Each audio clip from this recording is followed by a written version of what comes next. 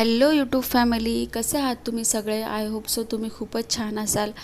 आणि आज आहे दुसरा श्रावण सोमवार, तर आम्ही जात आहोत डोंबिवली येथील पिंपळेश्वर महादेव मंदिरात. खूपच मोठं, प्राचीन आणि प्रसिद्ध मंदिर आहे हे डोंबिवली येथील.